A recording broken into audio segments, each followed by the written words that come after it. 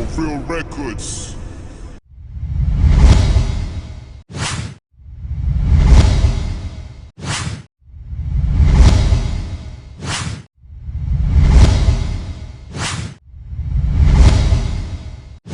For real records. Hi, welcome again to For Real TV. My name is Nita as always, and you're watching Exclusive. So today we are so privileged to have one of the best musicians in Nigeria who are down here in Malaysia today, and you all know them for the songs like Tease Me and Omoge. As in, it's crazy down here. So today we are going to talk about their lifestyles and the way they live and all about them. So if you want to know about them, you should join me. Welcome, Sexy Steel. Hi, it's a pleasure. Hi, what up? Okay, so this is the man, the big man, as you know him, Wizkid. So I'll let him talk about himself. So Wizkid, I mean, how did you come up with a name like Wizkid? Well, it's actually not like, there's nothing spectacular about the name. I'm just a smart kid, so the name just stick. It wasn't like I had to go through something or do anything. It wasn't spectacular. I just sat down and I thought about it, and I felt like, you know, that was the perfect name for me. So I started calling myself Wizkid. Oh, okay, that's good. So I've heard about you. You're in the EME's Empowerment Entertainment, yeah? With the Banky W, Scales, and the likes, yeah? So how did you get to join in there? Well, I was actually like the first act to get signed on EME. Yeah, I met Banky like 2 years ago, and before then I've done like a couple of collabos. I did a couple of collabos with MI, Kel, and I worked with a couple of other people as well. So when I met Banky, he was interested in my work and liked my music, and you know, we just talked about it. He gave me a better deal, and I hopped for it. So that's how I got signed to EME. So right now, we're just pushing it. So I heard that you joined the music industry when you're like 9 years old. I mean, I heard from... I was actually 11 when I started, yeah. So it's quite a little age to start the music industry. How have you managed? How have you coped with all that hard work? Well, it was like, you know, when I started, yeah, the period when I started in church. I started off in church. Then after a while, my parents were supporting me for a bit, and I decided to take it like a step further. But when I told my parents about me doing music like full time, like I really want to go into music and do this, you know, they were not like they were not in support, yeah, but they were concerned about my studies as well. So I just had to prove to them that I could actually combine both, and I could actually come out well doing both. And music is actually what I know how to do best, so they had no choice but to let me do it. So music for me, yeah, it was hard breaking into the music industry, because at the point when I actually came in, there was no youths doing it. So it was just me out there, and it was hard for a young guy to actually break into the music industry. So all I had to do was prove a point and make good music. How old are you? I'm 20 years old. Oh, that's... So now you're legal to do everything, right? Most definitely. Does that... I was legal when I started music. Immediately I started music, I turned legal. Trust me. Sexy Steel. My God, that name is Sexy Steel. How did you come up with sexy and steel? The two things, I mean, they don't mix. Steel is steel and sexy is sexy. Actually, it was Steel. And I got the name Steel right way back in school, in Sheraton School. My friends used to think I was mentally strong and physically strong, so like a metal steel. So they call me Erin. You get Erin in Yoruba means, Erin in English means steel, and Erin is a Yoruba language. You understand? So when I wanted to go into music, and I was probably looking for names that I think would suit what I'm, you know, into. You get, and what I'm, you know, I was actually trying to portray was like a sex idol, and I was like, okay, still goes with it.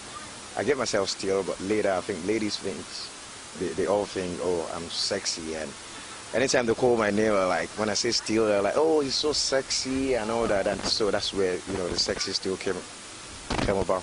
Okay, clearly, because I can see you dress according to your name. I mean, with the bare chest and all. So how? I mean, I saw your performance Yeah. days ago, and you had this in green. Yeah. So that means this is your trademark. I mean, the bear shirt. Actually, this is my trademark, and it's still courtesy of me. Needles and Stitches, my clothing line. So you know, if you into music, you have to be known for something.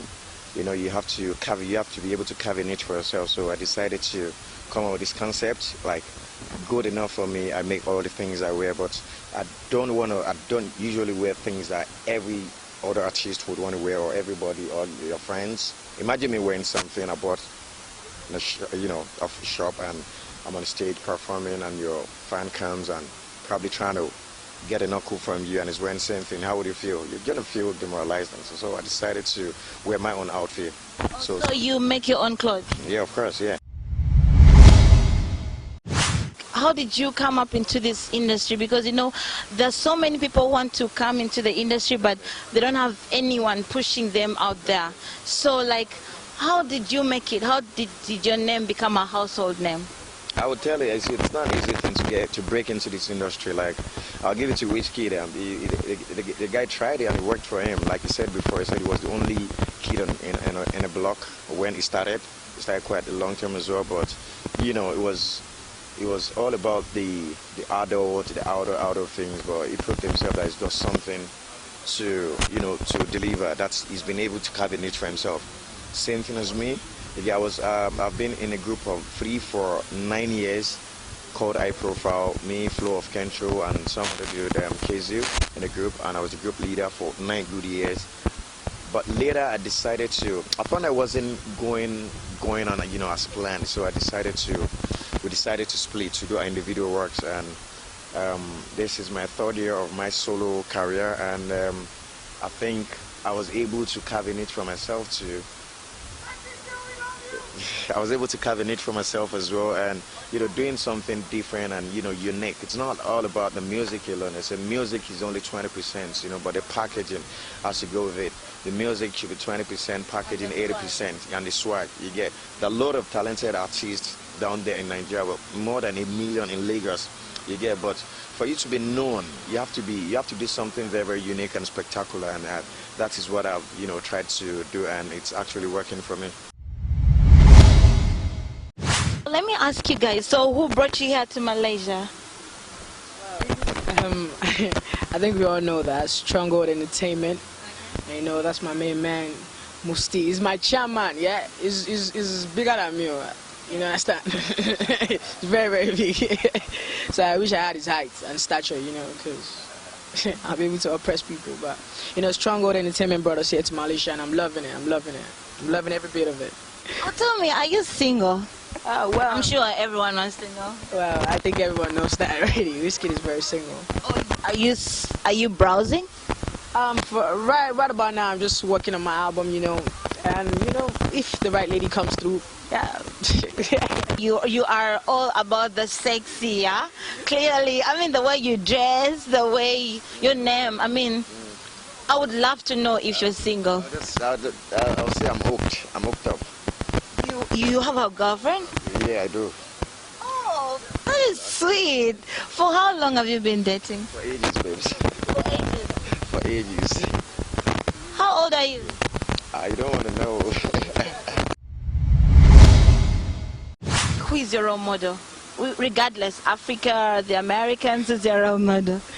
Well, first of all, I would say Banky is kind of like a role model for me, because trust me, he has influenced my kind of music a lot. Like every time I get into the studio, I record a new song, I listen to the way it goes. Oh, why don't you change this? Not like it's saying I should change it if I don't feel comfortable with it, but it's like at some point, it's kind of influenced my music, and it's a role model for me, like a big role model for me. And as well, I look up to a lot of people in Africa. I look up to the band, Two-Face. I'm a big Two-Face fan. Everybody knows that. Two-Face, I'm a big Two-Face fan. That's like my godfather. Fulfill Records.